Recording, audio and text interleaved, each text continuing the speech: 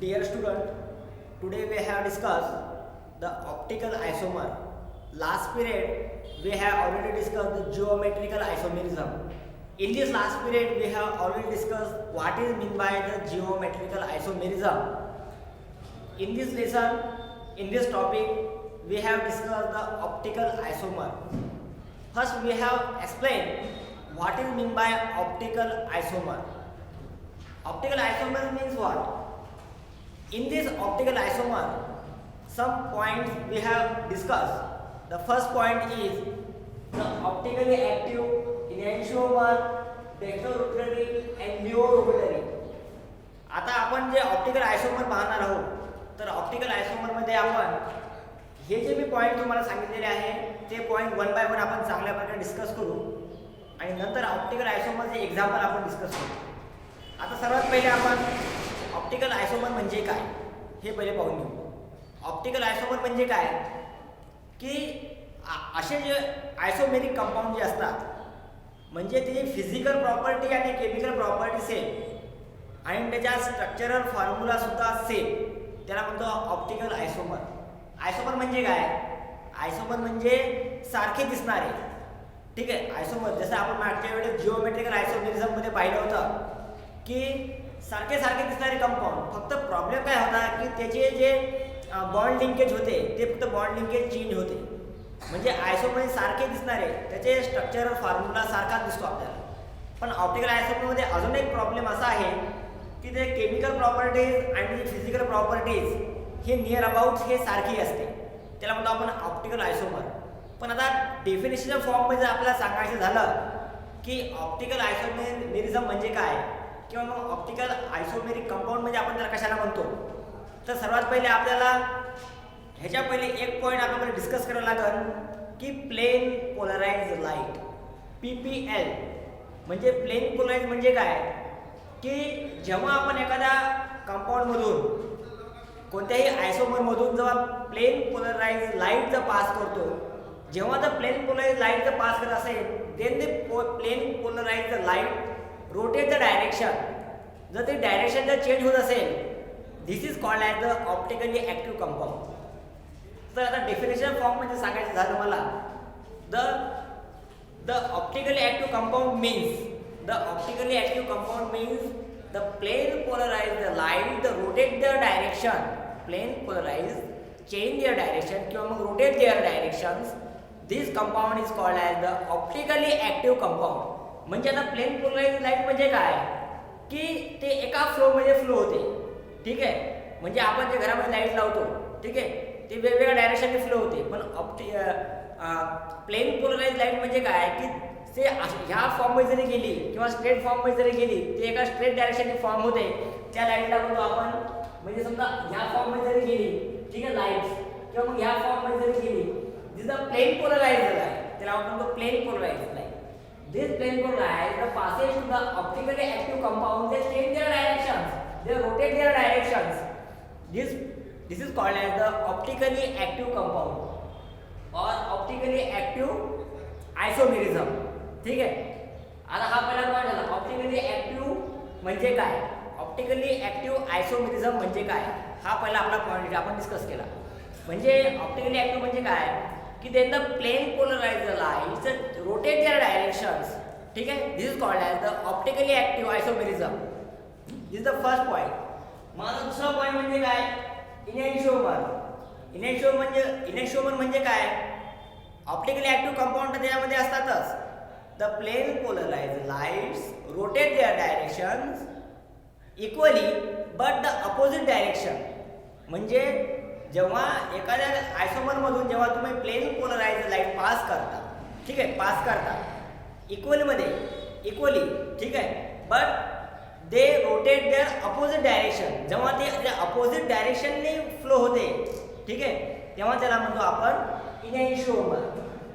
ठीक आहे, when the plane polarized the rotate their direction equally but the opposite direction, this is called as the enantiomer. हा दुसरा point झाला आपला इनॅन्शिओमर. आता डेक्स्ट्रोरोटेटरी म्हणजे काय, आता डेक्स्ट्रोरोटेटरी म्हणजे काय, जेव्हा plane polarized light the passes to the optically active compound, they हे बघा, the plane polarized light, the passage to the optically active compound, they rotate the clockwise direction. They rotate the clockwise direction. म्हणजे हे ह्या डायरेक्शननी होते rotate, ह्या डायरेक्शननी clockwise direction. तर right साइडनी जर ते रोटेट होते, क्लॉकवाईज म्हणजे काय, तर राईट साइड डायरेक्शन ते रोटेट, त्याला म्हणतो आपण डेस्ट्रो. त्याला काय म्हणतो आपण, डेस्ट्रो किंवा मग small d, dextro rotatory. Dextro rotatory. जर प्लेन पोलराइज द रोटेट, ठीक आहे, plane polarize the rotate the clockwise direction. Clockwise direction means the right side direction. This is called as the dextro rotatory. त्याला म्हणतो आपण dextro rotatory. समजलं आता. तर आता नेक्स्ट पॉइंट आहे लिओ रोटेटरी. आता लिओ रोटेटरी म्हणजे काय, ह्याच्या अपोजिट सांगायचं आपल्याला. when the plane polarize the light, when the plane polarize the light rotate the anti-clockwise direction. anti-clockwise direction means the left side they rotate, त्याला म्हणतो आपण लिओ रोटेटरी. म्हणजे जर हे ह्या डायरेक्शननी होत असेल रोटेट, जर लेफ्ट साइड डायरेक्शन ह्या साइडने जर होत असेल रोटेट लेफ्ट साइडनी, तर त्याला म्हणतो आपण लिओ रोटेटरी. आणि त्याला आपण लिहितो स्मॉल एन. डेस्ट्रो आणि लिओ. डेस्ट्रो म्हणजे काय, clockwise direction, rotate the clockwise direction means right side. This is called as the dextro rotary, and this is the leo rotary means rotate the anti-clockwise directions, the left side directions. This is called as the leo rotatory. ठीक आहे. हे झालं आपलं optically isomerism. म्हणजे आपण तो पहिला point पाहिला, ऑप्टिकल आयसोमेरिझम म्हणजे काय. पहिला पॉइंट आहे का ऑप्टिकली ऍक्टिव्ह कशाला म्हणतो आपण. नंतर दुसरा पॉइंट होता इनेन्शिओमर्स म्हणजे काय. थर्ड पॉइंट होता डेस्ट्रो रोटेटरी म्हणजे काय. आणि फोर्थ पॉइंट होता आपल्याला लिओ रोटेटरी म्हणजे काय. अशा प्रकारे आपण 1 2 3 4 हे चारही पॉइंट्स चांगल्या प्रकारे आपण डिस्कस केले आहेत. ते डेफिनेशन मी तुम्हाला चांगल्या प्रकारे सांगितलेली आहे. ठीक आहे. हे पॉइंट ऑप्टिकल आयसोमेरिझम मध्ये खूप इम्पॉर्टंट आहे. ठीक आहे. लिओ रोटेटरी, डेस्ट्रो रोटेटरी, इनेन्शिओमर्स म्हणजे काय, ठीक आहे, आणि ऑप्टिकली ऍक्टिव्ह कंपाऊंड आपण कशाला म्हणतो. तर हे सर्व पॉइंट्स मी तुम्हाला डिस्कस केलेले आहे. आणि अशा प्रकारे आता समजा आपण काही एक्झाम्पल घेऊ आणि एक्झाम्पलमध्ये आपण काही अजून गोष्टी काही डिस्कस करायचा प्रयत्न करू. जर आपण आता जर काही पॉईंट्स आम्ही डिस्कस केले म्हणजे actively active compound, enantiomer, dextro rotatory आणि लिओ रोटेटरी. आता ह्याच्यामध्ये आपण एक्झाम्पल पाहू. आता एक्झाम्पलमध्ये आपण काय पाहणार आहे, मी तुम्हाला एक एक्झाम्पल घेऊन सांगतो. आणि जसं आपण जिओमेट्रिकल आयसोमेरिझम आपण सिस फॉर्म आणि कोणता फॉर्म बनवता, ट्रान्सफॉर्म. त्याच प्रकारे इथे आपल्याला त्याच प्रकारे सिस फॉर्म आणि ट्रान्सफॉर्म सुद्धा पाहायचा आहे आपल्याला ऑप्टिकल आयसोमेरिझम. जिओमेट्रिकल आयसोमेरिझम मध्ये आपण जसा पाहिला होता की एक सिस फॉर्म तयार केला होता. जर तुम्ही व्हिडिओ पाहिला असता तर, ठीक आहे ना, जर तुम्ही व्हिडिओ पाहिला असता तुम्हाला मी मागच्या व्हिडिओ लेक्चरमध्ये तुम्हाला मी ऑप्टिकल आयसोमेरिझममध्ये सिस आयसोमेरिझम आणि ट्रान्स आयसोमेरिझम कशाला म्हणतात हे तुम्हाला सांगितलं होतं जिओमेट्रिकल आयसोमेरिझममध्ये. पण ऑप्टिकल आयसोमेरिझममध्ये सुद्धा आपल्याला सिस फॉर्म आणि ट्रान्सफॉर्म आयसोमेरिझम तयार करायचे आहे. जसे मागच्या याच्यामध्ये आपण एक्झाम्पल पाहिले होते त्याच प्रकारे आपण एक एक्झाम्पल इथं पाहून घेऊ. ठीक आहे. तर आता मी थोडे हे बुजून टाकतो. आता मी एक एक्झाम्पल देऊ तुम्हाला. For example Na2 B2 C2. ठीक आहे. M म्हणजे काय, मेटल कॉम्प्लेक्स. A म्हणजे काय, न्यूट्रल लिगेंड्स. B आणि C म्हणजे काय, B आणि C म्हणजे आयोनिक लिगेंड्स. हे मागच्या व्हिडिओमध्ये सुद्धा मी तुम्हाला सांगितलं होतं. तर आता आपण ह्याच्यामध्ये एक्झाम्पल पाहूया आपण. मग तुम्हाला मी CO फॉर्म कसा फॉर्म होतो आणि ट्रान्सफॉर्म कसा फॉर्म होतो हे तुम्हाला समजून सांगतो. आता इथे आपण एक्झाम्पल घेऊ. M म्हणजे काय, प्लॅटिनम. NH3. A म्हणजे काय, NH3. NH3 म्हणजे कोणता कंपाऊंड, जो कोणता कंपाऊंड असतो, न्यूट्रल कंपाऊंड, न्यूट्रल असतो तो कंपाऊंड म्हणजे NH3 2. B2. B म्हणजे आपण पेरिडियम घेऊ. ठीक आहे. हा किती आहे 2. C2 आपण एक्झाम्पल मध्ये क्लोरीन घेऊ. ठीक आहे, अशा प्रकारे. आता मी ह्याला सिस फॉर्म आणि ट्रान्सफॉर्म मध्ये कसं लिहिणार हे आपल्याला पाहायचं आहे. म्हणजे ऑप्टिकल आयसोमेरिझमच्या भाषेमध्ये. ठीक आहे, जिओमेट्रिकल आयसोमेरिझमच्या भाषेमध्ये नाही. कशाच्या भाषेमध्ये लिहायचं आपल्याला? ऑप्टिकल आयसोमेरिझमच्या लँग्वेजमध्ये आपल्याला लिहायचं आहे. तर मग मी आता 2 फॉर्म तयार करेन. आता ह्याचा कोऑर्डिनेशन नंबर किती झाला? 2 2 4 आणि 2 6. जेव्हा एखाद्या मेटल कॉम्प्लेक्सला जर 6 लिगेंड्स अटॅच असतील तर आपण त्याला काय म्हणतो? टेट्राहेड्रल म्हणतो का ऑक्टॅहेड्रल म्हणतो? 4 असेल तर टेट्राहेड्रल म्हणतो आणि 6 लिगेंड अटॅच असेल तर आपण त्याला ऑक्टॅहेड्रल म्हणतो. म्हणजे हा कोणता कंपाऊंड आहे आपला? ऑक्टॅहेड्रल कॉम्प्लेक्स. ठीक आहे, ऑक्टॅहेड्रल 2 2 4 2 6. ठीक आहे. आता मग सेंट्रल मेटल ॲटम कुठे येईल? सेंट्रल मेटल ॲटमला. ठीक आहे, मग ह्याला मी काय करणार? 6 लिगेंड्स अटॅच करणार. 1 2 1 2 3 4 5 आणि 6. मग मी हे जोडून घेणार या फॉर्म मध्ये. ठीक आहे. आता मी ह्याच्यामध्ये ठेवला मिरर. ह्याच्यामध्ये मी मिरर ठेवला. आता मी जर समजा इथे Cl Cl, ठीक आहे, इथे फ्लोरीन, इथे NH3, एक NH3 लावा आणि एक फ्लोरीन लावा या फॉर्म मध्ये. समजलं तुम्हाला? आता हा सिस फॉर्म झाला. सिस फॉर्म म्हणजे तुम्ही पहा की सेम लिगेंड्स तुम्हाला दिसतात का? नाही. म्हणजे आपण ह्याला काय म्हणू? हा प्लॅटिनम. सेम लिगेंड्स हे एका साइड तुम्हाला दिसतात का? नाही. तर आपण ह्याला आपण काय म्हणतो? Cis form. तर हा सिस फॉर्म जो असतो या सिस फॉर्मला आपण काय म्हणतो? सिस डी. सिस डी. ठीक आहे, सिस फॉर्म आहे आणि डेस्ट्रो आहे. डेस्ट्रो असल्यामुळे आपण ह्याला डी म्हणतो. आता ह्याला आपण जर लिओ फॉर्म करू म्हणजे आपण ह्याला जर रोटेट करू. रोटेट हा आपला प्लेन मिरर आहे. हा आपला काय आहे? Plane mirror.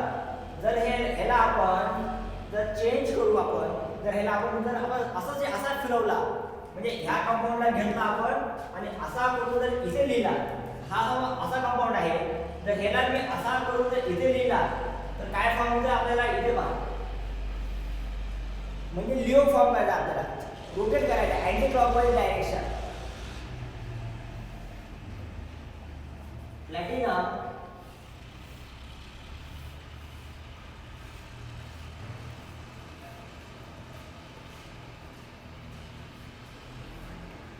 ठीक आहे. आता हे असं फिरवा. मग हे 2 Cl कुठे येतील? इथे येतील. हे चेंज होईल का? हे चेंज होणार नाही. मिरर फॉर्म मध्ये हे चेंज होणार नाही. मग हे कुठे जातील? मग हा फॉर्म जर इकडे आला तर हा फॉर्म कुठे जाईल? इकडे जाईल. म्हणजे NH3 आणि इथं PY. तर ह्याला काय म्हणू आपण? हा आहे सिस. तुम्हाला याच्यामध्ये ट्रान्स दिसतो का? ट्रान्स आयसोमर दिसत नाही. पाहून घ्या. सेम आहे का? नाही. सेम आहे का? नाही. सेम आहे का? नाही. मग काय प्रॉब्लेम आहे? तर इथे काय प्रॉब्लेम तुम्हाला? हा सिस फॉर्म आहे तर हा कोणता फॉर्म आहे? लिओ फॉर्म म्हणजे L. म्हणजे हा सिस डेस्ट्रो फॉर्म आणि हा कोण झाला? सिस L. म्हणजे काय फॉर्म झाला? Leo form. म्हणजे ह्याला म्हणतो आपण ऑप्टिकल आयसोमेरिझम. जर एखादा आयसोमेरिझम जर आपण समोर ठेवला आणि त्या समोर जर आपण मिरर लावला, मिरर लावल्यानंतर आपण जर मिररमध्ये त्याची इमेज जर पाहिली तर मिररमध्ये इमेज आपल्याला कशी दिसेल? या फॉर्ममध्ये. ठीक आहे, म्हणजे स्ट्रक्चर चेंज झालं का? नाही. हे कंपाऊंड चेंज झाले का? तर नाही. सिस फॉर्म होता, सिसच फॉर्म राहिला. आपण त्याला फिरवला अँटी क्लॉकवाईज डायरेक्शननी म्हणून आपण त्याला काय म्हणतो? L म्हणजे लिओ रोटेटरी. सिस फॉर्म हा पण आहे आणि सिस फॉर्म हा पण आहे. हा रोटेटरी आणि हा काय झाला? Laevo rotatory. जर आता हे झालं सिस फॉर्म. जर मला ट्रान्स आयसोमर तयार करायचा असेल ट्रान्स, तर मी कसा लिहीन? तुम्हाला ट्रान्स आयसोमर माहिती, दोन लिगेंड्स हे अपोजिट डायरेक्शन दाखवायचे आहे. दोन लिगेंड्स हे काय दाखवायचे आपल्याला? Opposite direction. मग आता मी पहा, पिरियड किती आहे? 2. एक इथं, एक इथे लिहिला. ठीक आहे. सीएल किती? 2. एक इथे लिहिला, एक इथे लिहिला. NH3 किती आहे? 2. एक इथे लिहिला आणि एक इथे लिहिला. मग आता मी ह्या आयसोमेरिझमला सिस आयसोमेरिझम म्हणणार आहे का? तर नाही. कारण सेम लिगेंड्स आणि सेम लिगेंड्स हे काय आहे? अपोजिट डायरेक्शनला आहे. म्हणून आपण ह्या आयसोमेरिझमला आपण काय म्हणू? ट्रान्स